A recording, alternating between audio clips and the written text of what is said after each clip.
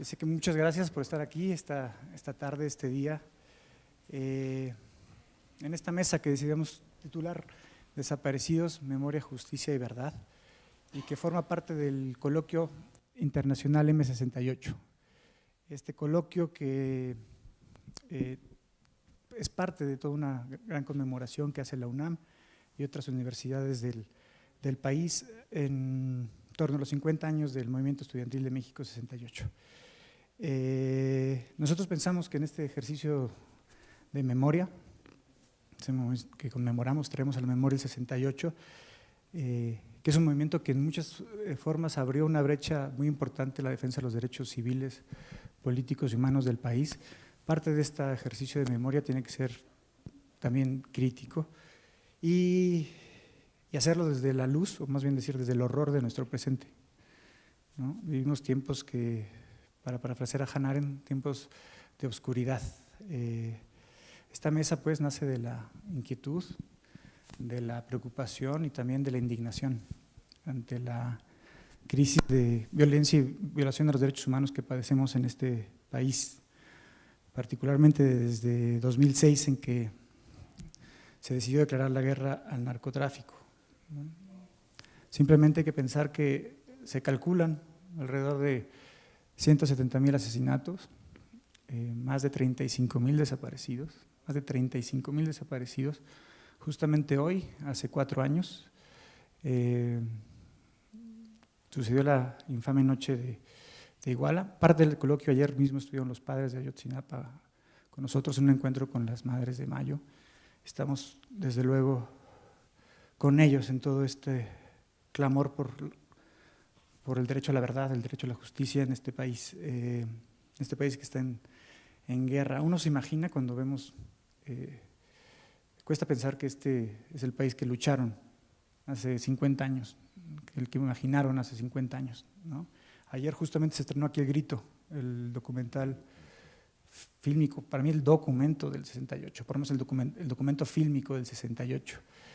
Y entre todas esas imágenes icónicas del Grito, pues las brigadas, Barros Sierra encabezando la marcha, las antorchas en el Zócalo, la marcha silenciosa, estaba también la ocupación militar de CEU, ¿no? Y cómo indignaba, ¿no?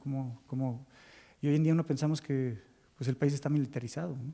A 50 años y el alto costo social que ha tenido esa estrategia desde hace más de 10 años ya. La violación de los derechos humanos en este país es cotidiana, ¿no? La tortura, Amnistía Internacional, es una práctica que es cotidiana en este país, los feminicidios y en el tema que nos ocupa hoy, ¿no? La desaparición forzada. Desde la Cátedra Mandela de Derechos Humanos en las Artes pensamos que el arte puede también ser una forma de resistencia. El arte nos permite levantar la guardia y combatir. Pensamos que hay narrativas, pensamos que hay imágenes, pensamos que hay acciones artísticas que son importantes y que permiten visibilizar y combatir pues la discriminación, la desigualdad, el dolor, la violación de los derechos humanos. Por eso, en este marco, decidimos hacer una invitación a dos personas que se han destacado por su compromiso, a encarar la violencia. Y cuando digo a encarar la violencia, lo digo no solo hacer frente al problema, sino también en dotar de rostro y de lugar a las víctimas. Estaba invitada también junto con Javier Sicilia, a quien le agradezco muchísimo el haberse desplazado desde Cuernavaca este día, que es un día complejo. Y Ileana me habló hace 4 horas y me pidió que leyera esto, que dice: pido sinceras disculpas por elegir ir a la marcha ante la emergencia de lo que cada día sucede en este país. Elegí otro tipo de acción, que es acompañar a familiares de los 43. Desde aquí, obviamente, le acompañamos a ella y a todos los que están en la marcha, a los padres que están en la marcha, y lo que hacemos en nuestra forma de sumarnos es también reflexionar críticamente sobre un tema que es importante y de pensar y encararlo también a través del diálogo, ¿no? Y para nosotros es realmente un privilegio tener aquí a don Javier un rato con nosotros. Será una especie de charla, una especie de diálogo, y después lo abriremos a algunas preguntas que ustedes tengan, algunos comentarios, si les parece. Yo lo primero que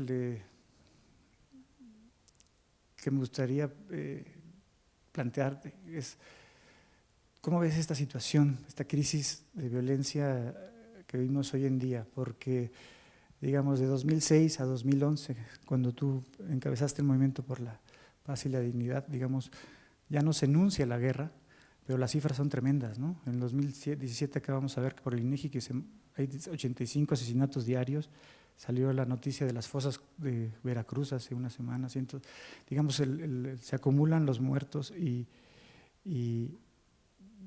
digamos, de ese 2006, de ese 2011, ese 2018, ¿cómo ves la situación actual del país? Pues espantosa, preocupante, difícil, aterradora.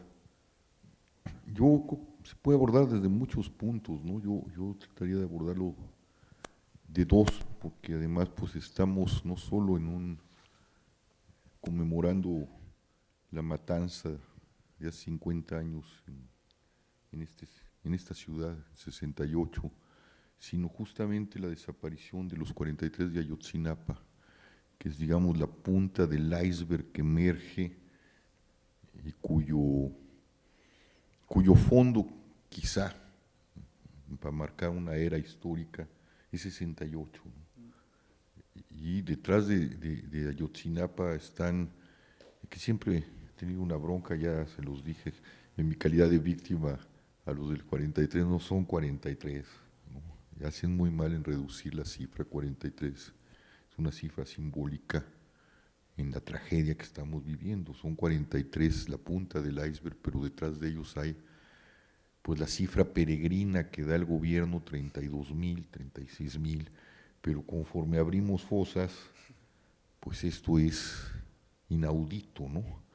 Y bueno, estamos en este momento, digamos que la base es eso. Y el primer abordaje sería usar una frase de Santayana, el escritor Santayana, que para muchos se ha vuelto un lugar común y que dice, la parafraseo, aquellos pueblos que no recuerdan su pasado están condenados a repetirlo. 68 no es un recuerdo, lo hemos mantenido vivo simplemente esos protagonistas del 68, quienes han organizado las marchas desde hace 50 años, han sido los sobrevivientes de esa gran masacre.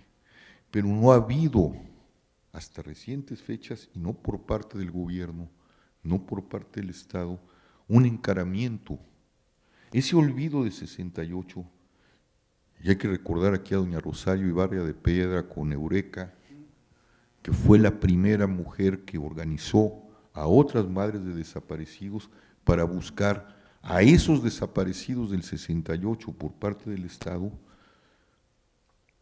que nunca se encararon. Tenemos frente a ese hecho nombres y apellidos. Ahí está Luis Echeverría, ya muy viejito, pero siempre señalado, y una pléyade.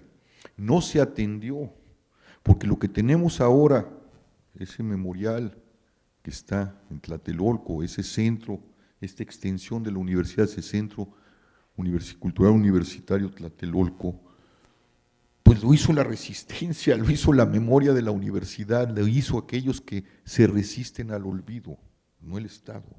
Y este olvido por parte del Estado, este olvido por parte de la nación, porque vuelvo a repetir, la resistencia y lo que ha mantenido viva la memoria del 68 son los resistentes y los sobrevivientes del 68. Pues nos ha llevado a esta lógica terrible que hoy conmemoramos terriblemente porque sigue siendo el mismo relato del Estado, los 43 de Ayotzinapa. Los desaparecidos del 68 hace 50 años tienen una consonancia terrible con los desaparecidos de Ayotzinapa.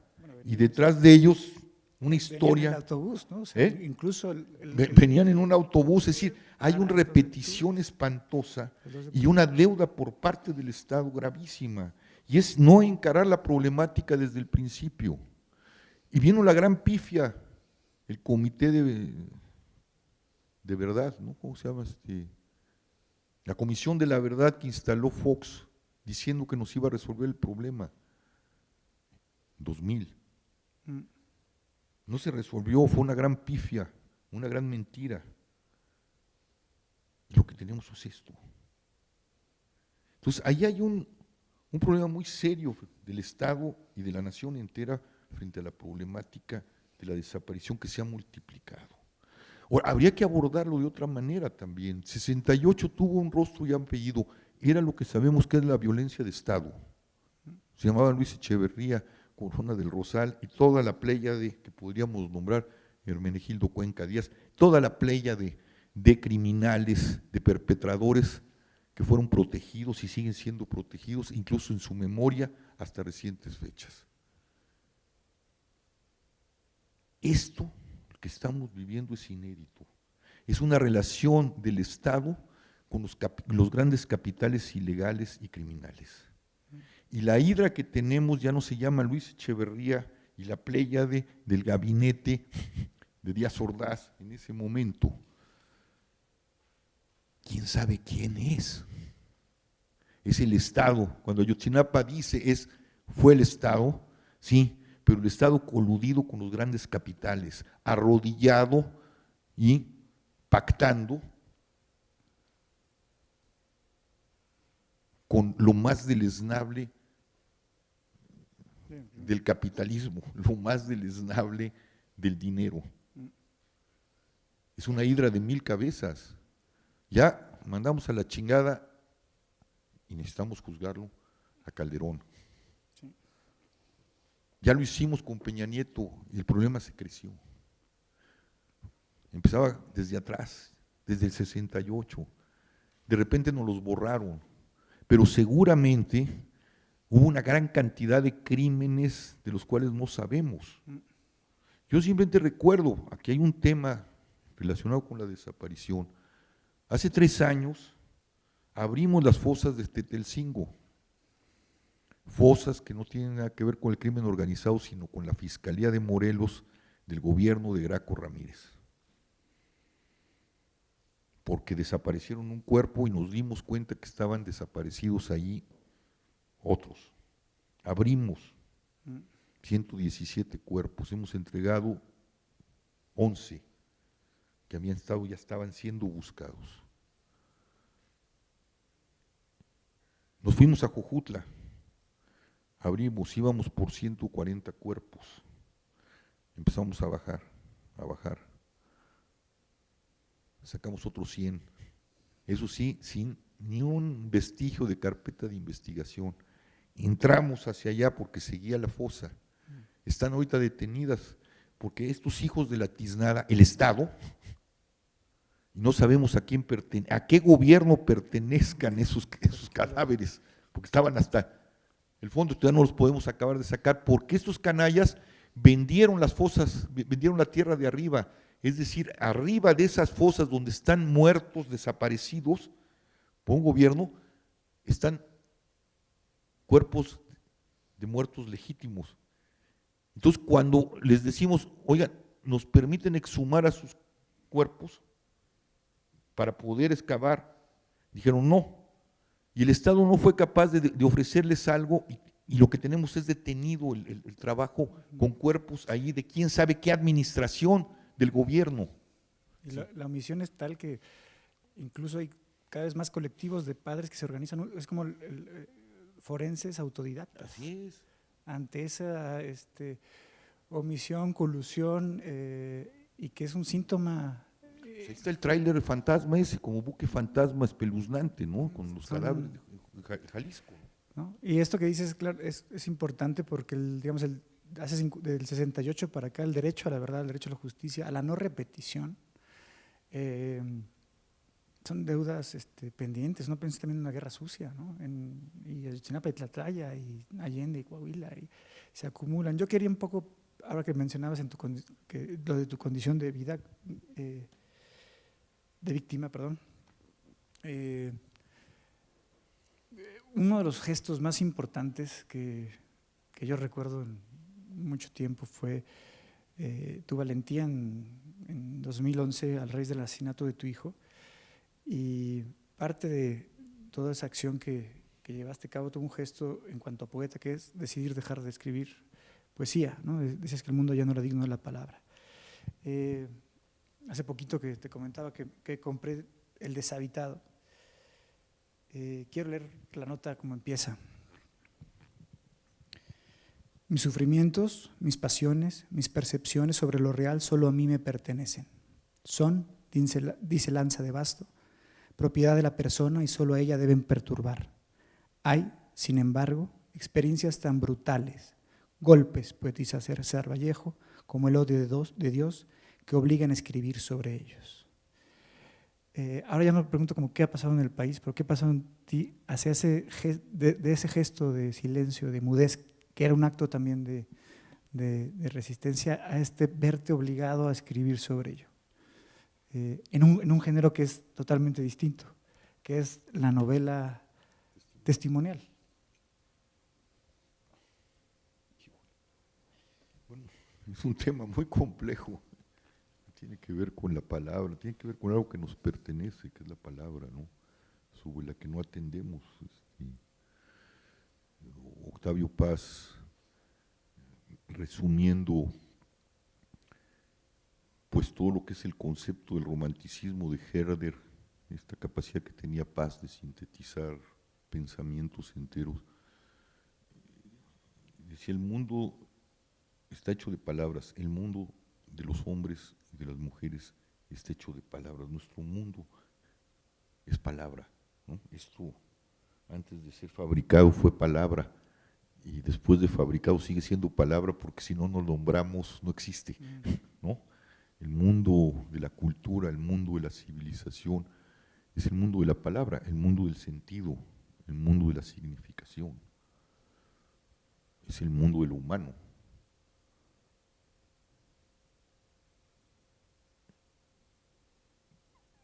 Cuando yo creo que también se puede analizar esta tragedia que estamos viviendo, este horror que estamos viviendo desde una crisis de lenguaje, cuando las palabras, vuelvo a citar a Paz que lo dice mejor que yo, cuando los significados, las palabras se corrompen, las sociedades se pierden y se prostituyen. Cuando los sentidos ya no tienen significado ni sentido en el mundo, entramos en una realidad anómica, caótica, violenta. La violencia es la negación del sentido. La desaparición de un cuerpo es la negación de la presencia de alguien aquí entre nosotros. Es la negación de, si nos remontamos al cristianismo, que es la base de nuestra cultura de Occidente, junto con el mundo griego, dos mundos que son muy sensibles a la palabra. Nos remontamos desde que la palabra se encarna, desde que esa palabra, voy a hacer una exégesis de la Biblia, desde que la palabra con la que crea Yahvé el mundo se encarna en la figura de Jesús de Nazaret, todo aquel que se me parece es mi prójimo, pero es algo más que mi prójimo. Si uno lee con profundidad la Biblia, el Evangelio, es Dios en el otro. Aquel que le haga un bien me lo está haciendo a mí, dice Jesús, aludiendo a que Él es imagen del Padre. Entonces, desaparecer a un ser humano es desaparecer el sentido absoluto de las significaciones y de la palabra.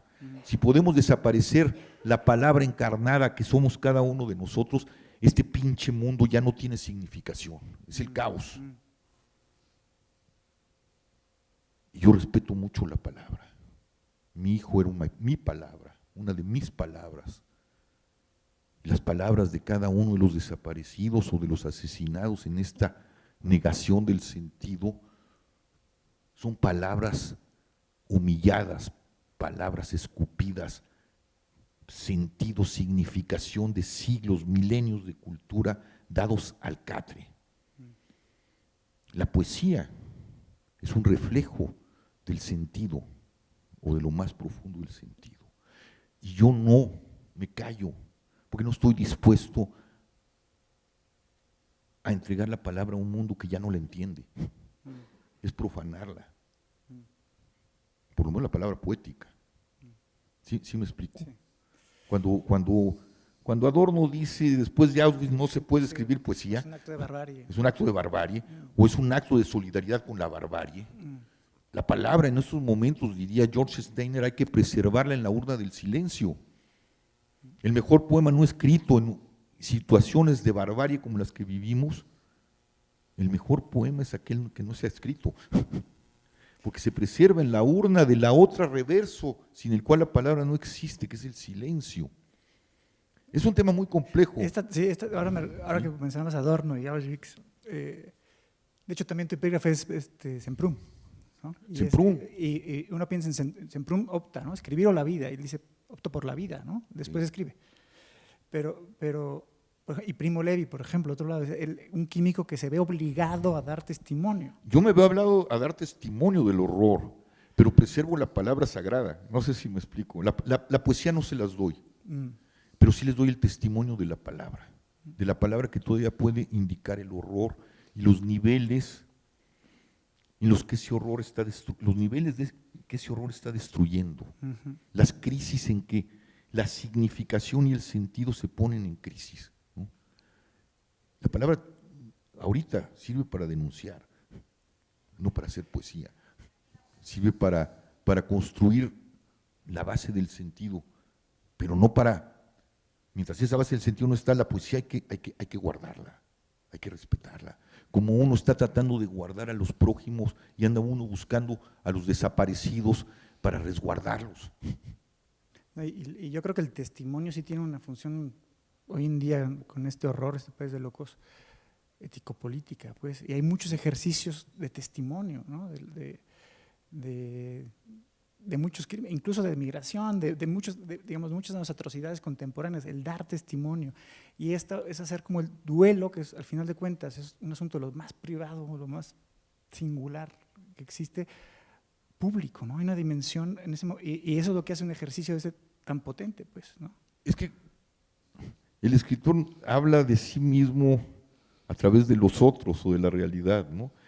Pero como yo digo en ese prólogo, cuando te sucede algo que tiene una resonancia tan brutal como esos versos de Vallejo, hay golpes como del odio de Dios, no dice hay golpes del odio de Dios. ¿Cómo?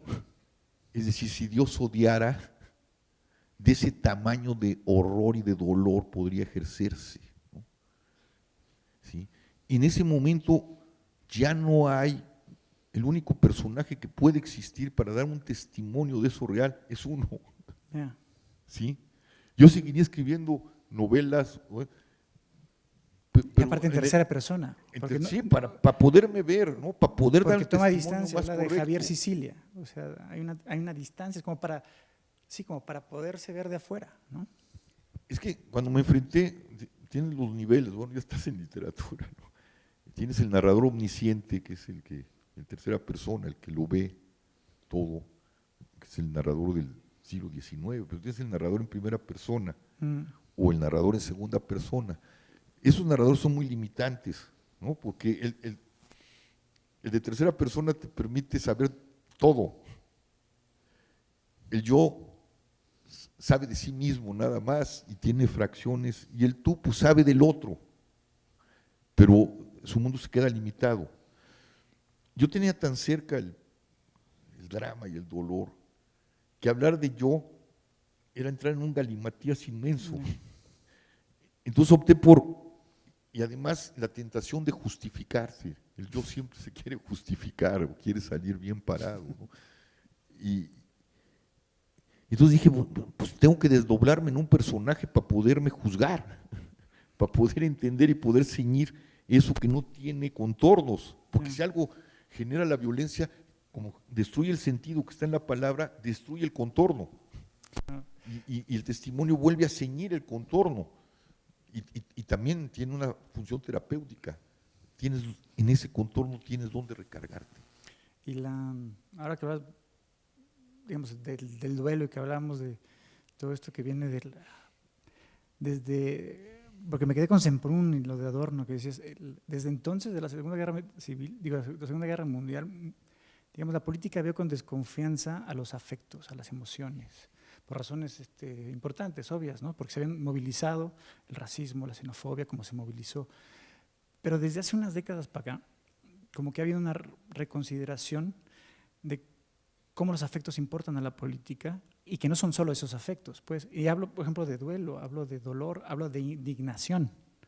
Son motores importantes para la política que no podemos desdeñar, ¿no? Desde una perspectiva, llámese de izquierda, progresista, o sea, los sentimientos importan y pueden ser movilizados desde una perspectiva democrática, no sé cómo. Es que yo creo que había que distinguir dos universos, el de la política y el de lo político, ¿no? La política es parte de la maquinaria del Estado. La política juega en el aparato de Estado, es una máquina. Las máquinas no tienen sentimientos, ya lo nos demostraron. No solo nos demostró el fascismo y el comunismo en su parte más perversa, ¿no? Nos ha demostrado la democracia norteamericana y nos lo está demostrando este país, ¿no? La máquina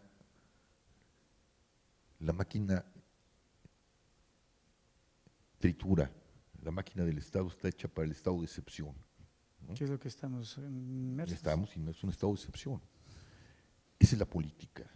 Lo político es lo que nos interesa en el bien común. Ahí las emociones tienen que obligar a la máquina, si no a humanizarse, a responder y construir los elementos para que la humanización de lo político se articule y tenga sentido. Es lo que hemos hecho. Porque si tú oyes a cualquiera de los que están en la máquina, pues hay que oír los diálogos con Calderón, los argumentos de Calderón, las idioteces, porque eso ya no son ni argumentos de Peña Nieto, cuando se le puede voltear a decirle a los padres de Ayotzinapa, ya supérenlo, pues es un idiota, ¿no? No. Y AMLO que está sí se mueve, ¿no? Y entonces cuando le gana el sentimiento se va hacia el perdón, y entonces le dices, no, el Estado, la máquina del Estado no está para andar perdonando nada, está para hacer justicia, para construir el Estado donde el perdón pueda darse, pero el perdón está en lo político, no en la política, no en el aparato tiene que construir justicia. Y esto lo han dejado claro los familiares, ¿no? De los desaparecidos, ¿no? O sea, hablar de perdón, pero solo con justicia, ¿no? Solo con verdad, solo con… Si no hay verdad, pues no sabemos a quién vamos a… perdón. Si es posible que se le perdone, porque hay cosas que son imperdonables. Claro. Estaremos de acuerdo. Claro. Es decir, hay que quitarnos esa idea edulcorada que nos dejó cierto cristianismo burgués, donde el perdón es olvido. No. Y hay cosas que son imperdonables, ¿no? Hitler es imperdonable en este mundo. Allá del otro lado, quién sabe, para los creyentes, pero en este mundo es imperdonable, ¿no? Hay actos que no pueden perdonarse, que la sociedad no los puede perdonar. Los puede perdonar el individuo, la persona, pero la sociedad no, el Estado no. No puedes perdonar a Luis Echeverría. No sé si me explico. Lo puedes perdonar moralmente. ¿Quién lo puede perdonar? Doña Rosario de Ibarra, que es una de las afectadas directas, digo, para nombrar a una mujer que tiene nombre y apellido, pero el Estado y la sociedad no los puede perdonar, no sé si me explico. No, eso es clarísimo. Sin verdad y justicia no se puede. Y la justicia tiene que ver con eso. Son nuestros derechos, pues, ¿no? ¿Sí? No con la venganza, pero sí con la justicia. Y si algo es imperdonable, pues ese hombre queda o esa mujer quedan confinados, pues ya no hay cadena perpetua, pero por el resto de su vida. Porque en el fondo no se perdonó, la sociedad no los puede perdonar.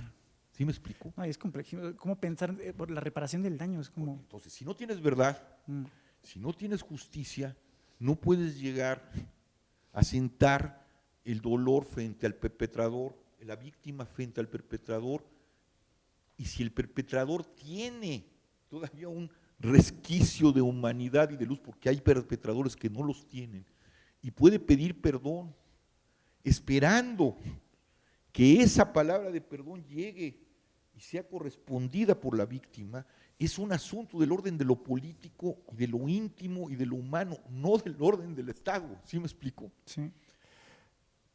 Por eso es tan complicado pensar en la reparación del daño, ¿no? O sea, no hay reparación, o sea, tanto la amnistía como la reparación del daño la idea de la Comisión de la palabras Verdad equívocas. ¿no?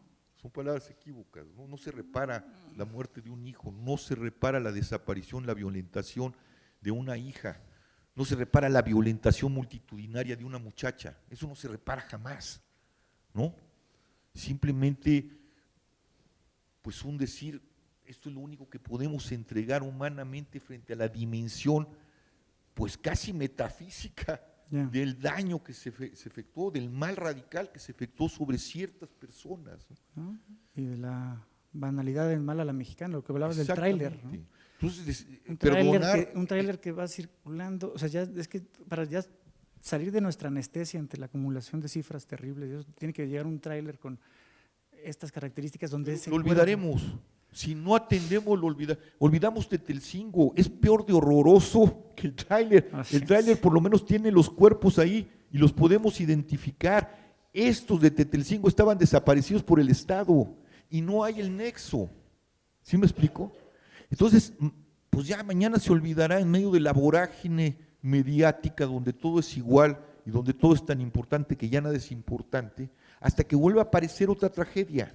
¿Sí me explico? Más grande que aplaste el… Y la olvidaremos, porque 45, si los 43 y estos padres que ya están hechos pedazos, de durante 4 años peregrinar y ir allá sin un gramo de justicia, no salen y no tan ya los hubiéramos olvidado.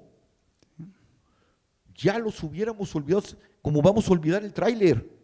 Espérate 15 días más y nos volvemos a… ¿Cuál tráiler? Nada es más viejo en el mundo contemporáneo que el Twitter de hace 2 minutos. ¿No? Ese también es uno de los grandes problemas en el espacio democrático que se llama el Internet, porque ese es el espacio más democrático que yo conozco. ¿Sí? O sea, es donde Hegel y el último sitio porno pueden estar conviviendo en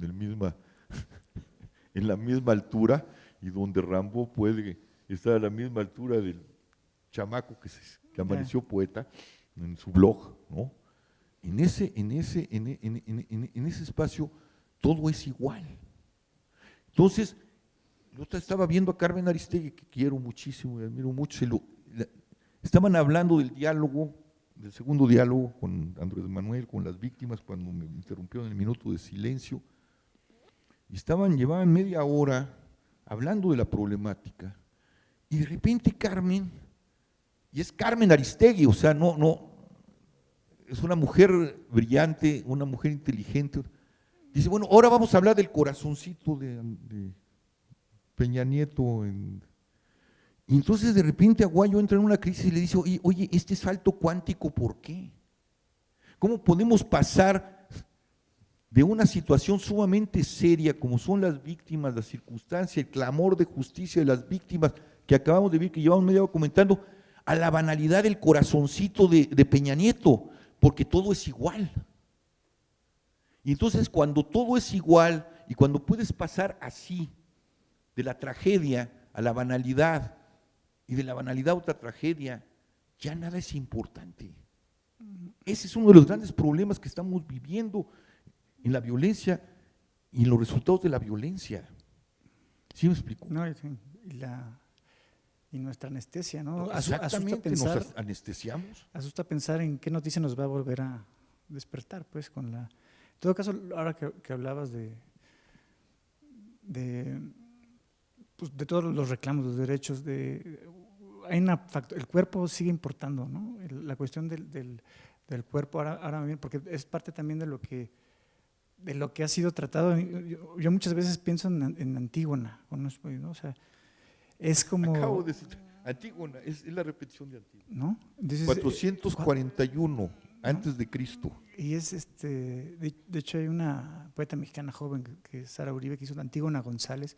Y claro, la resignificación que tienes ahora, o mañana se estrena aquí Conmemorantes, que es justamente sobre el 68, una madre que busca. Y las suplicantes de Esquilo también, es la misma historia con muchos. Esta es la historia de la madre buscando al hijo, ¿no? Bueno. Claro, Rojo Amanecer, hace mucho que no la veía, la volví a ver, y está la figura de la mamá que va tocando en la puerta. Es ¿no? Pareciera que es por eso la repetición. 2500, estás citando una obra de 2500 años atrás. Y que es muy vigente. Y es igualita. ¿No? O sea, el reclamo que oímos, pero el más reciente, Andrés Manuel, justicia, es el grito de Antígona a Creón.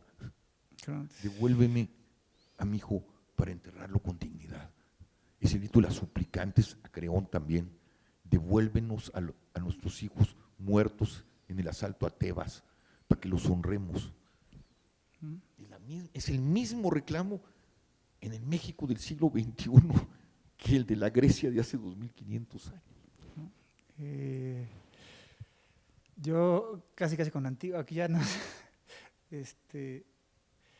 tenemos unos minutitos para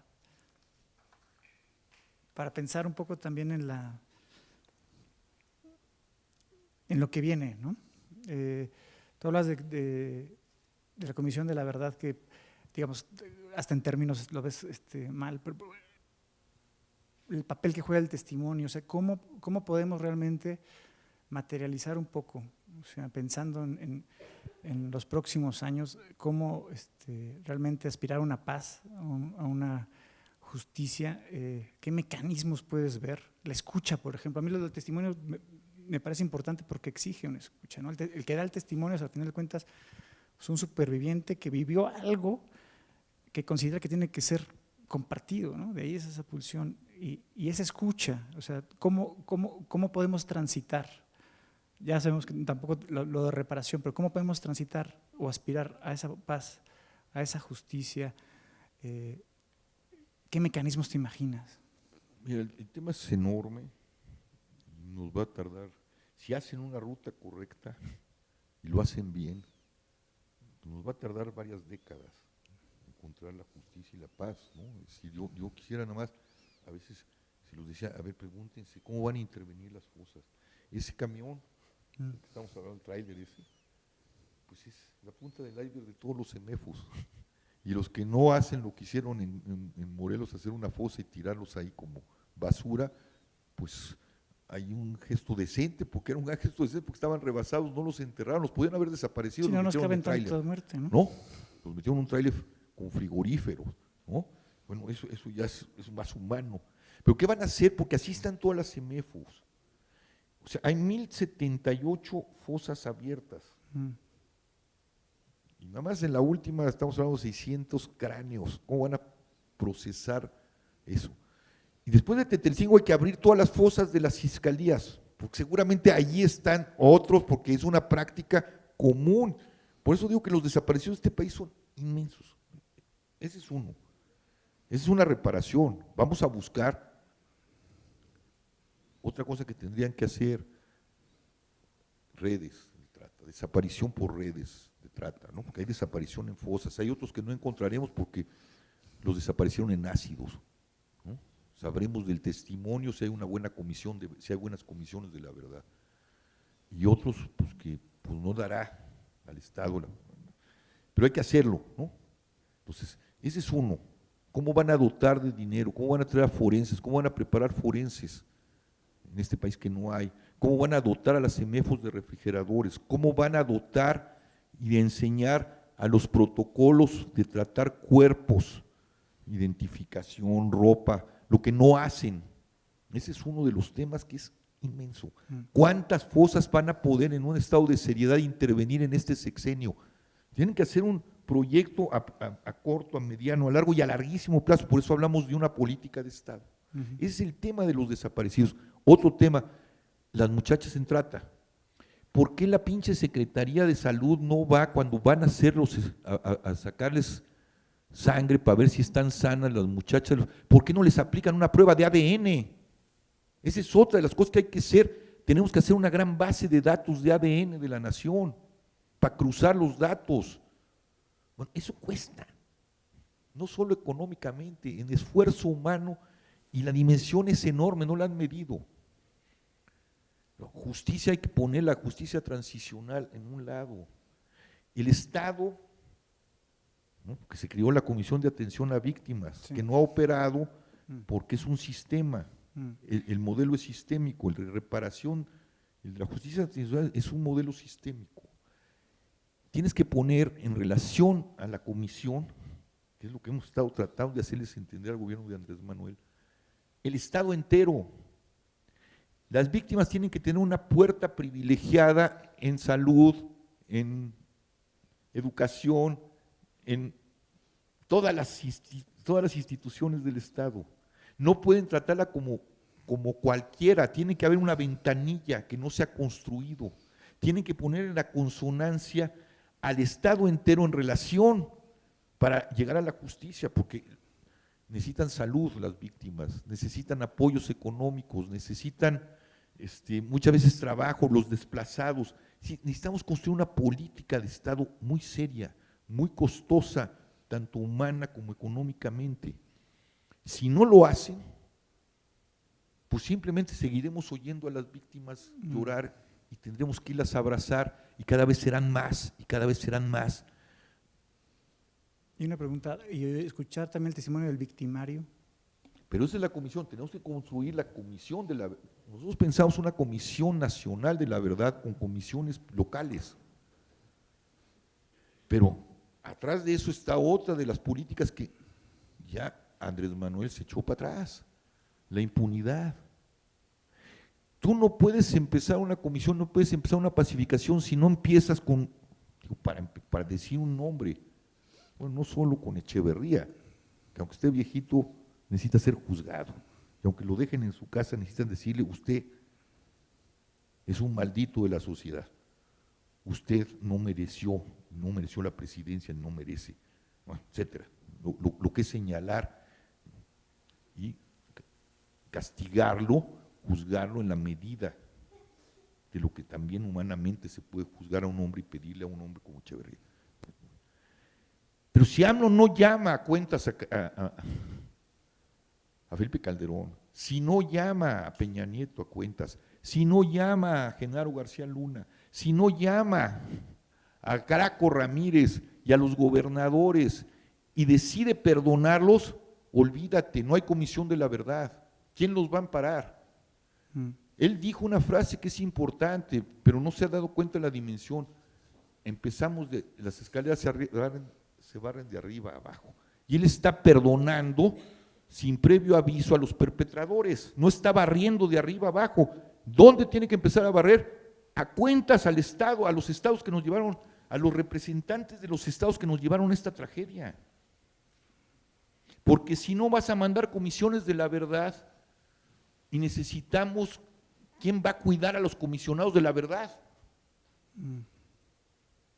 Si no rehacemos también la estructura del Estado, ¿quién los va a…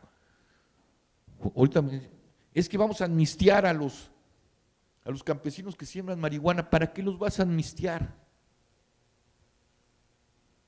A ver, amnistiarlos, yo estoy de acuerdo, pero los amnistiamos.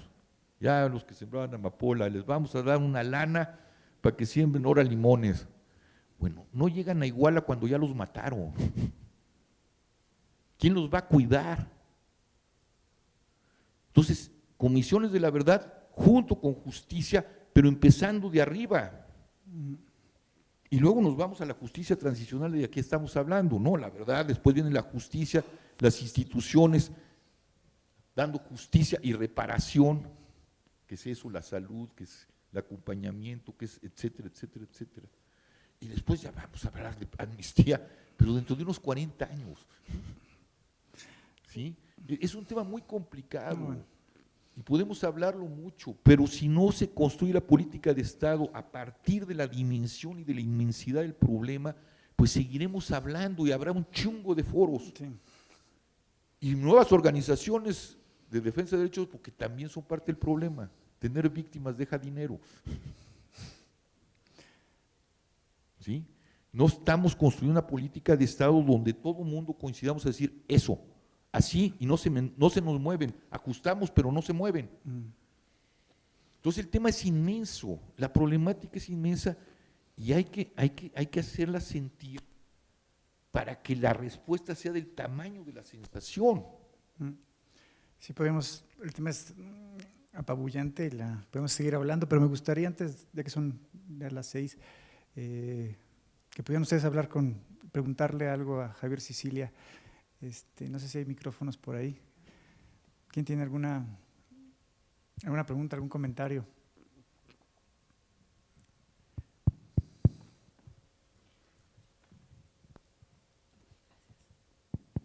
Hola Javier, hola Enrique. Siempre es sacudidor, conmovedor, nos pone la piel chinita y también la responsabilidad, el sentido de la responsabilidad chinito. Y sabemos que tenemos que responder, lo digo cada vez que te escuchamos y cada vez que hablamos de estos temas. Quería mencionar un par de cosas. Una tiene que ver con el diálogo, justamente el segundo diálogo de paz que sucedió hace 10 días en Tlatelolco y donde tú mismo empezaste el acto.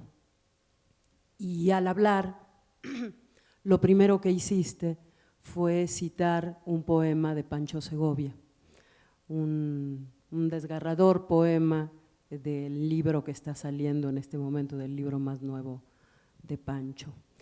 Y lo quiero juntar con algo que decía ayer Jorge Volpi, aquí mismo en su charla sobre los intelectuales del 68.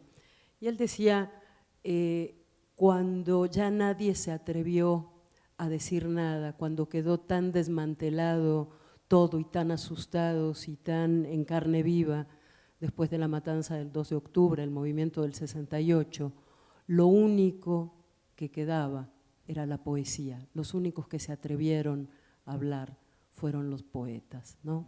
Y un poco, hemos hablado muchas veces tú y yo sobre la poesía y el silencio, pero otra vez es la poesía o los poetas, porque tú puedes estar escribiendo testimonio, novela, artículo periodístico, no dejas de ser el poeta que eres, porque ser poeta es una relación particular con la palabra, no es una forma de escritura. Entonces son otra vez los poetas los que están encabezando esta resistencia y este ejercicio de memoria y de denuncia, ¿no? Quería decir eso y la otra cosa, y te dejo después la palabra, por supuesto, es, llevo 2 días, están aquí las abuelas de Plaza de Mayo, sí, que vinieron también invitadas al coloquio, y llevo 2 días escuchándolas hablar con las madres de Ayotzinapa y con algunas otras mujeres de los colectivos, algunos estuvieron también en el diálogo con Andrés Manuel, como el colectivo Solecito de Veracruz y las madres de Nuevo León y demás. Y por supuesto las abuelas insisten mucho en la organización, en la solidaridad de la organización, en el banco de datos genéticos que hace unos años cuando se planteó la sociedad y las organizaciones de derechos humanos dijeron no, porque no le queremos dar nuestros datos al Estado, ¿no? Porque para eso hay que tener un Estado confiable. En fin, una serie de cosas, pero sobre todo escuchando a las madres de Ayotzinapa, yo creo que nos pasa a todos. Tendríamos que recordar algo que es clave en este país, y es que los desaparecidos empezaron hace siglos. Cuando uno escucha y mira a estas madres, sabe que la injusticia de este país es tan lacerante que preferimos no verla. O sea, esos chicos, esas familias son casi desaparecidos desde antes. a duras penas lograron llegar a la escuela y eligieron una escuela normal y eligen ser maestros, pero hay una deuda histórica que se nos olvida. No podemos partir como si eso no existiera, ¿no? Contaban las madres, se mantienen, no ahora que están en la lucha y ven cómo viajan, cómo viven, normalmente se mantienen de vender elotes en la plaza del pueblo, de ir a trabajar a las ciudades grandes por 3 pesos, porque además los trabajos la gente les paga cualquier cosa. O sea, hay una deuda del país que va más allá de los desaparecidos de los últimos 12 años, más allá de los desaparecidos del 68, la guerra sucia y demás, y que también tenemos que tener en la cabeza si queremos de verdad que el país vaya cambiando, ¿no? Me parece. Sí, ahorita que estabas hablando, bueno, se me vinieron muchas cosas, siempre con Sandra, que es una espléndida poeta, Sandra Lorenzano, hablamos de muchas cosas, siempre me evoca, nos evocamos. Y ahorita me hiciste recordar, ¿por qué nuestra gran novela en este país es Pedro Páramo? Por eso. Pero el problema de Pedro Páramo es que en Comala los muertos susurran, ahora gritan, ¿sí? Y no hay en esa novela, por desgracia, como los muertos, las almas vivientes de Tolstoy, lo decía Pancho también en una reflexión, pues ellos pensaban en la resurrección. Pedro Páramo no tiene, y eso es lo que nos está pasando, ¿no? Seguimos en Comala, pero con muertos acumulados, desaparecidos acumulados, ¿no? Y las madres, digo, a mí los testimonios, los padres los vi recién el asunto, cuando empezaron los diálogos, yo no les dije, no me inviten al diálogo porque yo ya no tengo nada que dialogar. Entonces fui y les menté la madre a Murillo y a Chong y me salí, ¿no? Porque no hay nada que dialogar. Pero bueno, cuando oí los testimonios de estas mujeres, digo, ahora ya, y estos hombres, que les cayó la desgracia, ellos estaban sembrando su tierra y orgullosos de que sus hijos fueran a la escuela. Y de repente ya no volvieron y no sabían qué estaba pasando, no sabían que este era un país de desaparecidos, les cayó la desgracia. Y cuando los oyes hablar te rompen la madre, cualquiera, pero ellas con su lenguaje, ellos con su lenguaje de la tierra, de la palabra inmediata, de la analogía poética popular, puta, te desgarran, te desgarran. Ese es el país. Pero este sistema y la publicidad y la hipercomunicación que tenemos nos está llevando a normalizar y a banalizar este asunto, ¿no? Por eso me hablaba de Carmen, ¿no? No es que Carmen sea banal, es que la lógica de la tecnología está banalizando el mundo y nos está metiendo en esa percepción banal. Yo también agregando lo que me dejó pensando Sandra, es que también hay que reconocer que más que hablar de violencia, quizá hay que hablar de violencias, ¿no? Y la violencia económica es una forma de violencia, ¿no? Un sistema que cultiva esto, ¿no? Y ahora que se hablaba de los que cultivan amapola, de un niño que es sicario a los, ¿no?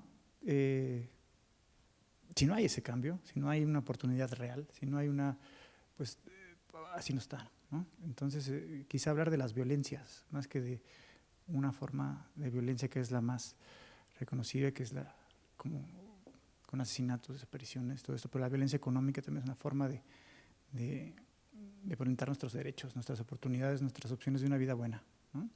Pero bueno, yo ya estoy más que moderando. ¿Alguna otra pregunta? ¿Alguna otra? Sí.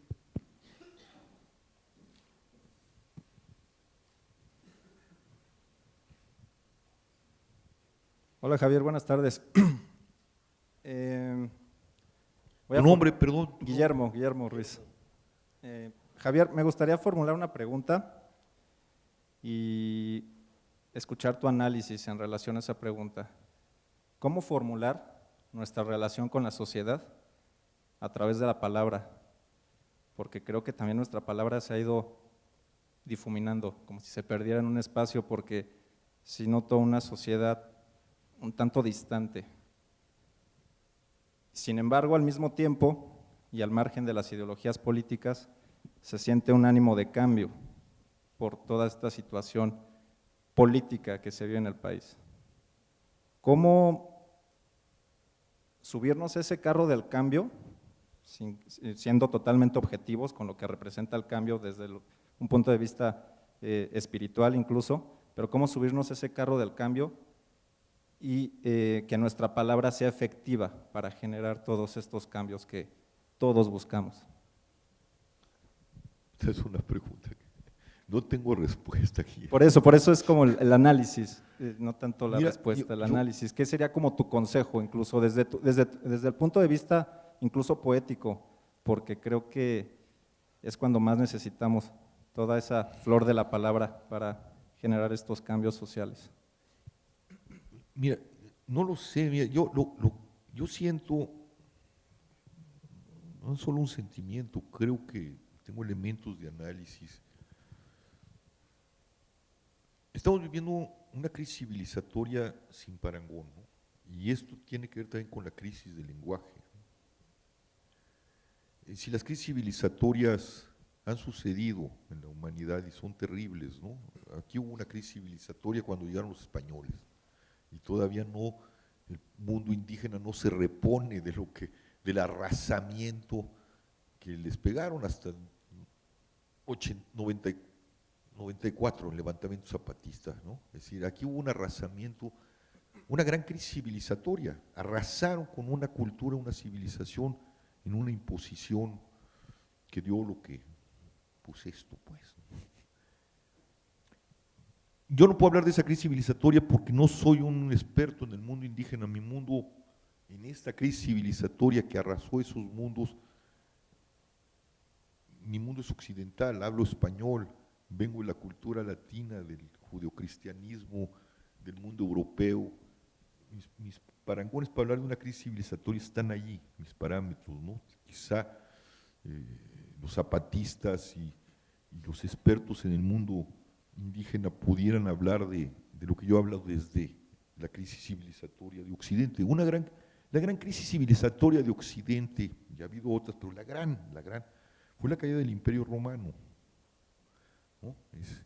¿Qué pasa con las crisis civilizatorias? Que lo que daba sentido y significado institucional, cultural, a través de la palabra, de las categorías de la palabra, de su literatura, de su filosofía, de repente dejó de significar, se desplomó, ¿no? Si uno lee a San Agustín porque digo, la caída del imperio fue muy larga, pero él ya la miraba, y San Agustín en las Confesiones, ¿no? en uno de sus últimos libros, el de La ciudad de Dios, él dice, si se acaba el imperio, se acaba el mundo. Ellos estaban viendo que si se venía abajo el mundo civilizado, lo que reconocían como mundo civilizado, el mundo colapsaba. Y realmente colapsó. Y quien salva ese mundo y trae algo nuevo, construye algo nuevo, quitemos a Marx, porque Marx hizo una cosa muy terrible, ¿no? Analizó el pasado con las categorías del moderno y nos desvió, ¿no?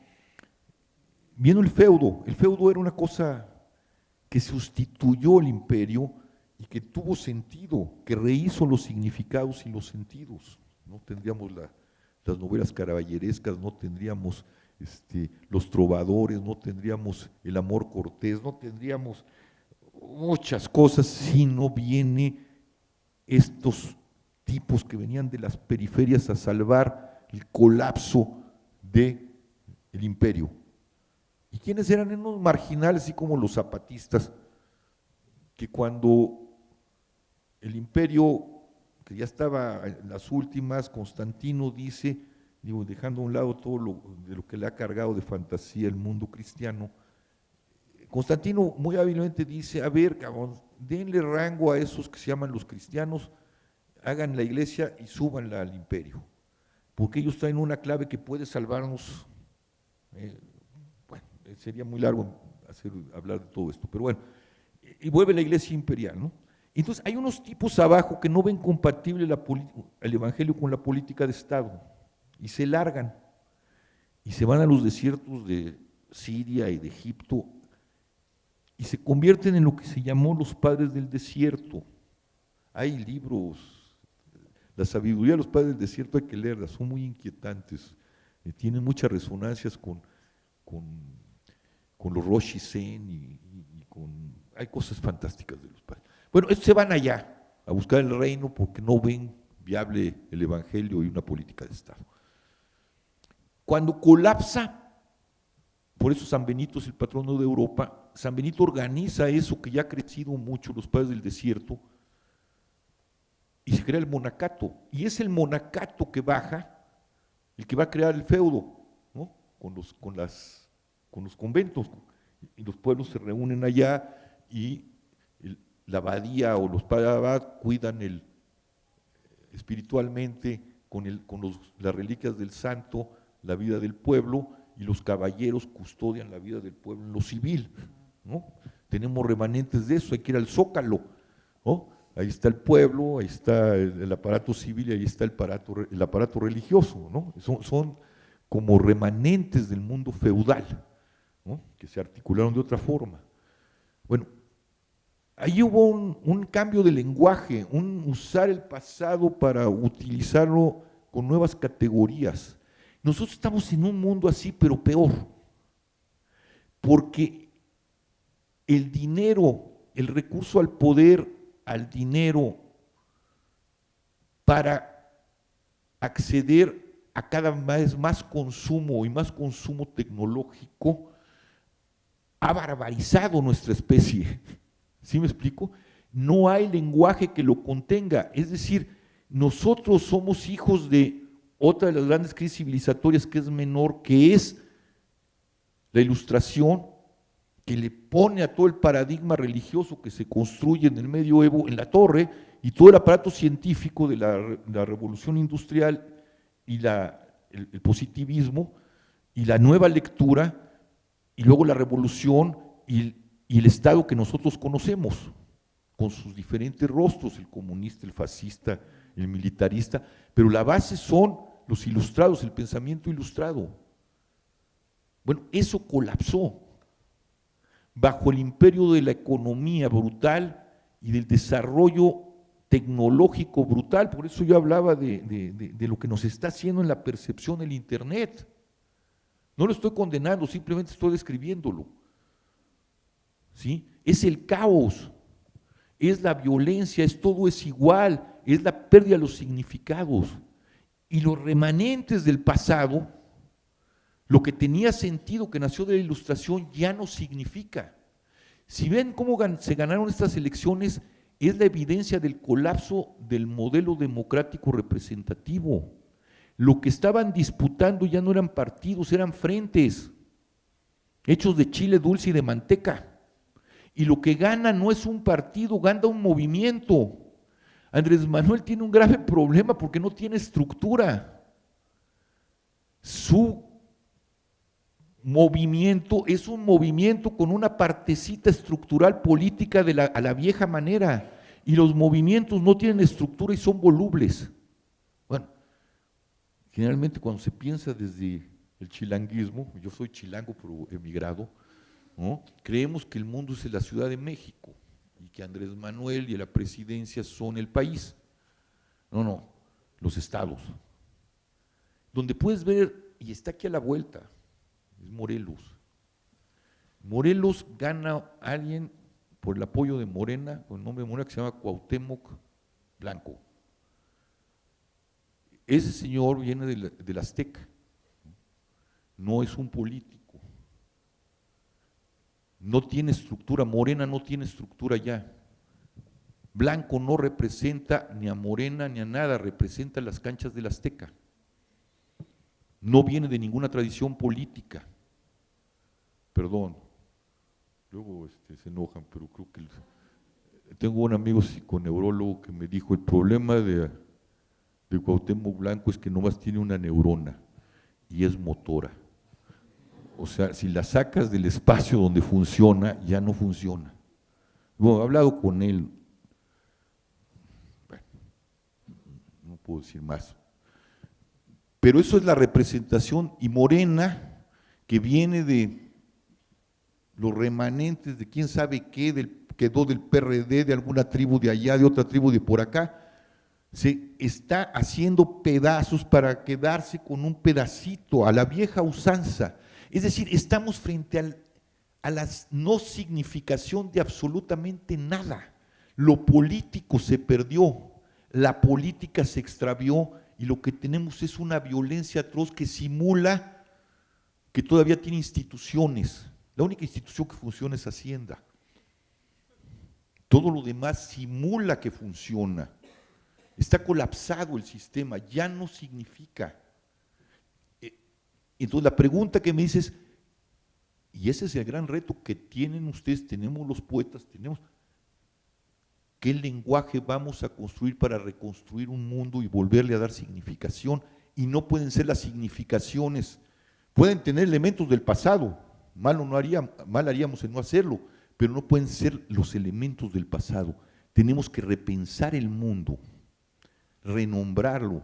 Ahora sí, como cuando decía Rimbaud, el poeta Rimbaud, hay que redefinir el amor, hay que redefinir todo, mirándonos en el espejo del pasado, evidentemente. Ese es el gran reto. Y en estos medios de comunicación donde todos hablamos y nadie escuchamos, por eso decía, nada es más viejo que el Twitter de hace 5 minutos o 2 minutos, además, ¿qué Twitter? Porque luego nos hablan de redes y creen que es una globalidad y no es cierto, estamos hablando con nuestros cuates en la red, pero hay otra red por allá de la que no sabemos absolutamente nada. O sea, el lenguaje incluso está fracturado porque nuestras experiencias están fracturadas en el mundo de la hipercomunicación. Lo puedes ver en el mundo cultural, pues unos poetas leen a unos, otros leen a otros y no se conocen entre ellos, ya no nos leemos como hace 40 años, 50 años, donde todavía había una comunidad cultural, una república de las letras, como decía. Ya no hay república de las letras, hay redes, cada vez que no están comunicadas unas con otras. Entonces tenemos un mundo nuevo, colapsado, con elementos muy nuevos que nos están barbarizando. ¿Cómo rehacemos la cultura a través de esos elementos? ¿Sí me explico? No sé si respondo, Guillermo. Estoy así hablando muy rápido, pero lo que sí te voy a decir es que sí estamos en un parteaguas, en una crisis civilizatoria absolutamente inédita, donde por la destrucción de los significados y de la crisis del lenguaje, lo único que tenemos es la estridencia de la violencia y la mudez de los muertos, que no es el silencio, es la mudez. La mudez viene de una onomatopeya de más atrás del indoeuropeo, que es mu, el rostro de no poder hablar. Cuando te tapas la boca lo que oyes es un mu. Esa es la mudez. Y esa mudez, que no es el silencio, es lo que estamos gritando todos si no acabamos de volverlo una palabra significativa, aunque parezca que tienen significado. ¿Sí me explico, Guillermo? Sí, por supuesto. En realidad, Tienen pues, un reto tremendo su generación. Sí, es eso, es construir y pues más que construir es plantearnos nuevamente la existencia de de nuevas cosas que se vienen como sociedad, porque digo, para mí es bien importante que se restablezca el tejido social que está bien dañado, pero de repente en este mare magnum de información no sabemos por dónde, y qué mejor que recibir pues la reflexión de alguien que se dedica a las letras. Pues tienen un reto, y yo creo que es criticar el pasado, ver qué pasó y cómo refundan con lo que tenemos, cómo resignificamos el mundo, ¿no? Pero es la tarea parte nuestra, pero sobre todo la van a cargar ustedes más. Muchas gracias. Ahí hay una última pregunta.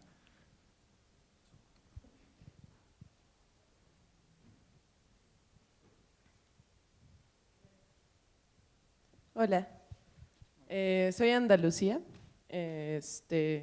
Bueno, yo estudio teatro aquí en el CUT y todo lo que, bueno, gracias por este conversatorio, es pues mucho lo que a mí en lo personal me está provocando en este momento. Y justamente venimos de una asamblea que acabamos de hacer con otras escuelas de arte de la universidad dentro de la movilización que se está haciendo ahorita a nivel estudiantes de la UNAM, que partió de lo del CCH Azcapotzalco y que ya se ha vuelto una movilización que tiene nuevas miras ahora. Y todo lo que planteas con respecto a la palabra me parece importantísimo, pero me surgen muchas dudas. Y tú hablas sobre la importancia de la palabra en la denuncia y el testimonio. Y yo me pregunto esto, ¿no? ¿Cómo encarnar el verbo? Porque el verbo, mientras es verbo, es inofensivo, ¿no? Las asambleas, millones que hemos tenido en estas últimas semanas de más de 24 horas, siguen siendo soportables para el poder porque sigue siendo verbo, ¿no? Entonces, cuando se encarna es cuando viene la incomodidad para el poder, ¿no? Y también en este momento en donde cae el silencio, porque hace 50 años se hizo la marcha del silencio como una innovación por completo que rompió paradigmas y que incluso pues creó nuevas articulaciones de la teatralidad en la política, ¿no? Y eso tuvo un lugar y hizo que el 68 fuera lo que es. Pero en este momento, ¿en dónde cae ese silencio? Y en dónde cae, no sé, nosotros hablamos sobre qué tanta vigencia y qué tanta pertinencia hay en, por ejemplo, ir a marchas o en hacer una marcha del silencio en este momento, en movilizar la avenidota que es Reforma, que en ese momento, como decía Monsiváis en su crónica de esta movilizaciones, era una avenida que simbolizaba el porfiriato y que simbolizaba muchas cosas, simboliza el capitalismo, todo esto, y en ese momento estaba siendo movilizada y las calles estaban siendo tomadas, pero en este momento eso ya, el significado de eso cae en otro lugar. Entonces, bueno, si la palabra ahorita sirve para eso y tú dices esto de no se las quiero prestar para la palabra poética, ¿no? Que lo entiendo y entiendo de dónde viene, pero me surge esta inquietud de, bueno, y entonces, ¿dónde o cómo queda la manifestación artística del sentir o incluso de la propuesta accional de lo que está sucediendo en la actualidad? Y pues claro, o sea, la crisis del lenguaje que mencionas y cómo encontrar nuevas formas de lenguaje, pero como estudiante de teatro y todo lo que hablamos el día de hoy con estos compañeros de la FAD, de arte y diseño, de música y de otras escuelas de arte, es eso, ahorita que nos toca como estudiantes, como artistas en formación y cómo podemos usar la palabra, ¿no? Porque por supuesto que es muy descorazonador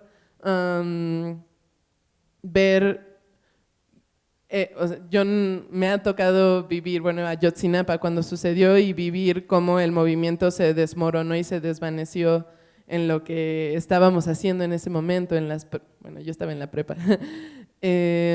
Entonces, bueno, sí, eso, ya, no quiero hacerlo más largo. Gracias. No, lo que está diciendo es muy importante, Ana Lucía, muy importante. Andalucía. Andalucía. Mira, no sé si ustedes conocen a un filósofo, escribe horrible y es bastante odioso, que se llama Zizek. Zizek. ¿Sí? Es eslavo, ¿no? Zizek tiene un librito que me impresionó mucho, inentendible como él, pero bueno. Hegel también es inentendible y no se diga Heidegger. Zizek es una cosa espantosa. Y se llama Elogio de la Intolerancia. Y él un poco analiza, lo que trata de analizar como un europeo es por qué la derecha tiene un gran ascenso en Europa, ¿no? Y entonces él dice, el problema es que la izquierda perdió los lenguajes políticos. ¿Qué le pasa a la izquierda? Estoy analizando con Zizek, ¿no? Y luego voy a ver cómo se articularía un lenguaje en estos momentos, ¿no? A tratar de visualizar una posibilidad, ¿no? Dice, la izquierda cree que está haciendo transformaciones de orden político porque genera ONGs.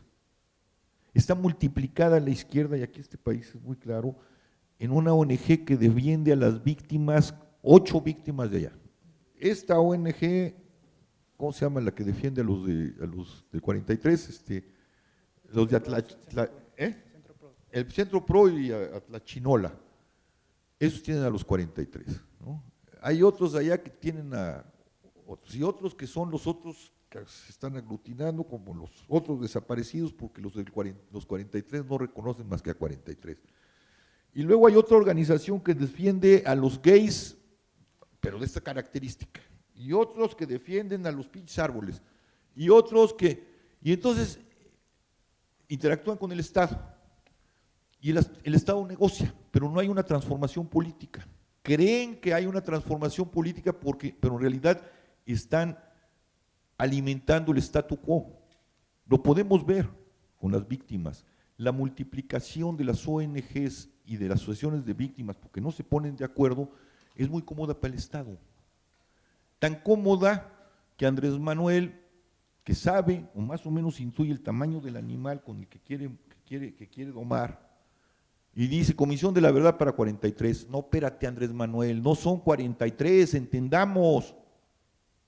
Entonces, tienes víctimas privilegiadas, tienes unas organizaciones privilegiadas, negocias acá, negocias con otros de allá, negocias con allá, y acá se pelean porque ellos sí, nosotros no, y el statu quo queda.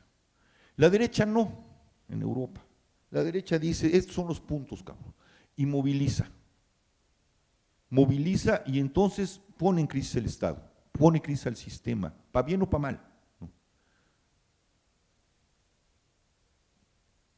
Cuando un lenguaje se articula como una transformación de orden poético, es decir, entendiendo que la poesía son aquellos lenguajes que deslocalizan la univocidad del discurso del poder y la univocidad del discurso de la violencia, que es el discurso del poder.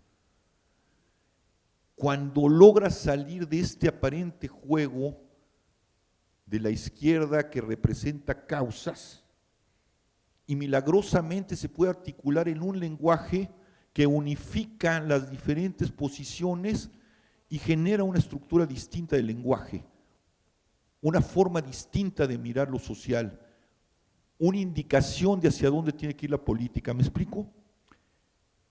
No está bien que lo diga, pero lo voy a decir desde un punto de vista de análisis de atrás, ¿no? Así como un hombre que también hace un análisis político, no solo como el poeta, sino como el hombre que trata de articular un lenguaje a través del periodismo, del ensayo, de la novela.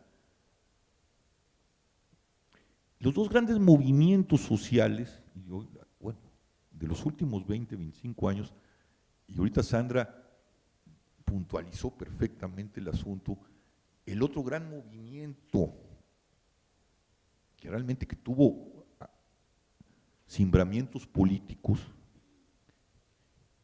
que fueron los poetas en el 68. Bueno, los dos últimos grandes movimientos, que son el movimiento zapatista y el movimiento por la paz, son movimientos con poesía. ¿Sí me explico? Es decir, Marcos, aunque les choque a mis colegas, es un poeta, les guste o no les guste, uno de los más altos poetas que hemos tenido en esta nación. No comparado, si hablamos del lenguaje poético, del ejercicio del poema, no tiene los niveles de muchos de nuestros grandes poetas, contemporáneos suyos, ¿no? Pero a nivel del discurso poético deslocalizador y fundacional de algo, nos lleva a todos, No sé si me explico. La simbología, las cartas de Marcos, la forma en que tradujo el dolor indígena a través del panfleto Paz, lo dijo, lo recuerdo muy bien, cuando le dedica un ensayo le dedica un ensayo a Marcos, ¿no? Hago un paréntesis, cuento la anécdota, va a Christopher Domínguez, uno de nuestros mejores críticos, y le reclama Paz. ¿Por qué usted nunca le ha dedicado a uno de nuestra generación un ensayo? Digo, porque no hay ninguno de sus poetas, de los poetas de su generación, que haya hecho una revolución. ¿Eh? O sea, le daba un rango de poeta. Y dice en ese ensayo, lo que ha hecho Marcos es volverle a darle un rango literario a un género perdido, el panfleto. Los panfletos de Marcos son poesía, en el sentido que estamos hablando, no el sentido del poema, el sentido de deslocalizar el lenguaje unívoco del poder. Está puntuado de símbolos, el zapatismo, de significados, de poesía en acto. Recuerdo un acto, digo, a lo mejor me estoy extendiendo, pero el tema da para eso. Recuerdo en el momento en que el poder ya estaba harto de los zapatistas y viene el Congreso Indígena en la Ciudad de México, y Salinas y el Estado dicen, los zapatistas no entran, no van a ser entrados, y todavía no estaba la ley de amnistía para ellos, eran prófugos de la ley. Quien pise suelo, veamos un zapatista, lo metemos a la cárcel. Y hacen una cosa genial, llena de poesía. Las resonancias son magníficas, lo que pasa es que las olvidamos. Dicen, sí vamos, y vamos a llegar al centro, pues a ver cómo le hacen, cabrón. Y mandan a Ramona. Ustedes conocen a Ramona, estaban muy chiquitas. Una indígena enferma, chiquita, pobre, y la ponen a caminar sobre la carretera. Y entra el zapatismo en ese pobre cuerpo que nombraba siglos de opresión. Y ese cuerpo, esa indita enferma, pobre, con su ropita muy digna, pero pobre, hace que las armas se inclinen, los poderes callen y entra el zapatismo. Eso es poesía, en la mejor expresión de la palabra. Hay que leerla, hay que entenderla. El otro gran movimiento fue el movimiento por la paz. ¿Qué hizo posible el movimiento por la paz? Con un discurso extraño, no sé de dónde vino, yo no puedo dar cuenta de eso. No. Unificó voces, dolores que estaban extraviados por todo el país, que no habían dejado de clamar desde hacía muchos años. Y de repente irrumpe un nuevo lenguaje y le da voz y templete y un nuevo discurso, una nueva forma de abordar y de hablar de las víctimas. Desde ese entonces ya no podían callar a las víctimas, ya no las van a poder callar.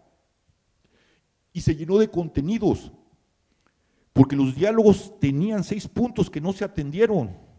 No era nada más el tema de las víctimas, esa era la primera mesa que dio la ley de víctimas, pero estaba la reforma política que nadie peló, una reforma política a profundidad, donde ya estaba, donde pedíamos la revocación de mandato, donde pedíamos el voto blanco, donde pedíamos toda una incidencia de la sociedad civil sobre el aparato político. Nadie lo peló. Una reforma a la educación, nadie la peló. Dotación al tejido social, nadie lo peló. Estaba lleno de contenidos que tampoco se entendieron, porque la poesía a veces no se entiende, va más allá, sí, abre un boquete, disloca el discurso, permite una movilización política, es cuando se ejerce la política, y después se subsume, y estamos esperando que vuelva otro acontecimiento, no como Ayotzinapa, porque Ayotzinapa no tuvo la capacidad de dislocar el discurso político, lo centró sobre los 43, centrados en un paradigma y en un discurso muy viejo, marxista. Esa fue mi discusión con ellos. Le digo, ustedes no entendieron al movimiento. Los 43 deben de ser la punta de lanza de todo el país, como nosotros lo hicimos con mi hijo y los 7 asesinados con mi hijo. Los volvimos rostros de todo el país, no entendieron. Si se van a sentar con Peña Nieto al oscurito a negociar lo que innegociable, lo hicieron. Por eso no tuvieron la fuerza política, no tomaron las enseñanzas del pasado, no solo de nosotros, sino del zapatismo. Nosotros retomamos mucho el zapatismo. Eso yo creo que es lo que tenemos que hacer. ¿Cómo construimos esos discursos políticos que nacen de las miradas poéticas, artísticas? Cuando hablo de poesía hablo de todo, ¿no? De todo lo que reúne al arte, de esta cosa, que puedan volver realmente a hacer una transformación política, a reunir al país para que la fuerza de ese argumento deslocalice la univocidad y la fuerza del poder. Ese yo creo que es el reto también, Guillermo. ¿Cómo construimos? Ahora, la poesía tampoco se construye pues porque uno quiere. No sé si me explico. Marcos le salió, a mí me salió. ¿Cómo le hicieron? Pues sepa la chingada, ¿no? O sea, como cuando le preguntas a un poeta que tiene un poema, ¿y cómo lo hiciste? Pues sepa la chingada, pero aquí está el poema. Pero es volver un poco también al silencio para aprender a escuchar, otra vez a oír a los poetas, otra vez sentarnos a lo importante. No se trata de abarcar mucha información y mucho conocimiento. Hay muchas veces que leer a un puñado de maestros, tomárselos en serio y repensar, y a ver si sale de ese repensamiento un argumento poético. Yo iría pues por allí, y en ese sentido juega el silencio. Muchos años, si uno ve la historia de Marcos o el zapatismo, son muchos años de silencio. O sea, porque nosotros conocemos el 94, pero detrás del 94 hay 10 años de silencio. No sabíamos que existían, qué estaban haciendo, pues conversando, escuchando, analizando. Y un día dijeron, ora, y le salió bien. Igual salía mal, le salió bien. Había un peso poético suficiente para que le saliera bien. ¿Sí me explico? Hay algo también entre lo que queremos y el milagro de lo que sucede, ¿no? ¿Sí? O sea, yo cuando llegué a la plaza, pues yo era un padre roto. Me dicen, tienes que decirle a la prensa algo. ¿Qué le digo? Incluso me persiguen, déjenme enterrar a mi hijo y mañana les doy una conferencia de prensa. Pero déjenme enterrar a mi hijo. Y voy allá a cumplirme. No sabía qué iba a decir. Y lo que dije desató algo. ¿Qué dije? Sepa la chingada. ¿Qué había detrás ahí? Pues sí, mucho dolor acumulado. Y de ahí se construyó y construimos y construíamos poéticamente, ¿no? Esas marchas, esas extrañas cosas, ese diálogo, íbamos construyendo el camino, que es pues un trabajo en el silencio y haberse tomado en serio el Evangelio en mi caso, mis lecturas de Camus, mis lecturas de Dostoyevsky, mis lecturas de San Juan, de los místicos. Y un milagro que yo no lo hubiera querido. Si me dijeran, lo vuelves a repetir, si me van a devolver a mi hijo y va a vivir, no quiero repetir nada. Quiero a mi hijo vale más que todo lo que pueda hacer. Los hijos de todos valen más que lo que pueda hacer. Pero bueno, ya estando en estas, pues esperar que lo que se ha trabajado en el silencio corresponda al milagro. Con esto termino. Hay dos tiempos, los griegos lo distinguían bien, el cronos y el kairos. El cronos es el tiempo cotidiano. El kairos, la tradición cristiana lo define como el tiempo de Dios. Es el tiempo de hacer locuras, de hacer actos locos, actos poéticos, ¿no? Es cuando el sentido profundo irrumpe sobre el cronos y permite que el tiempo divino irrumpa. Y es cuando suceden los cambios, cuando el lenguaje vuelve a regenerarse. Son momentos extraños, ¿no? Digamos, para poner, mi kairos fue pues la respuesta a la muerte de mi hijo frente a una prensa, ¿no? Un kairos, y empezamos a hacer cosas locas, igual Marcos. Pero el kairos fundamental, de donde saco la palabra, es el momento en que Jesús, el Cristo, decide ir a Jerusalén donde lo van a matar. Era una locura, ¿no? Si ves el Evangelio, los apóstoles le dicen, te van a matar, güey, ¿qué vas a hacer a Jerusalén? Te odian. No, ahí va. Era imprudencia, muchas veces. Puta, pero el discurso que llevaba y lo que sucedió allá, pues marcó para bien y para mal a Occidente. Ese momento cairótico donde este personaje decide ir a enfrentar al poder. Eso es. Y eso tiene que ver con la palabra, entre el trabajo del silencio interior, el trabajo con la palabra en serio y los significados, y el momento cairótico donde algo, porque fractura el cronos, permite la irrupción de algo sagrado, ¿no? Pero bueno, son temas complejos con los que tenemos que ver, porque además estamos en una crisis civilizatoria donde necesitamos que de eso salga un sentido perdurable y una paz por lo menos larga. Bueno, se nos acaba el tiempo. Muchísimas gracias, Javier, Gracias, Enrique. Perdón, por hablar claro, por hablar fuerte, por hablar tan poéticamente. Y uno puede coincidir o no contigo en muchas cosas, pero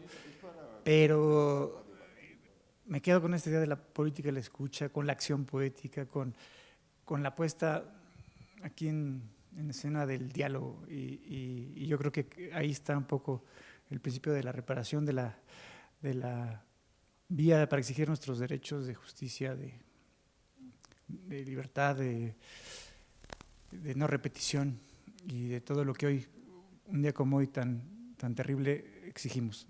Muchas gracias a todos por estar acá, y les recuerdo que el coloquio sigue, hay varios días todavía en marcha, y mañana también hay una obra de teatro, aquí mismo, en el Sala Covarrubias, a las 7 de la noche, Los Conmemorantes, que es una obra que van a ver, tiene mucha resonancia con lo que se hizo aquí, gira en torno a una madre que busca a su hijo en 68, y están participando jóvenes estudiantes de nuestra querida universidad. Entonces están todos invitados mañana, pasado y el sábado a las 7 de la noche. Muchas gracias.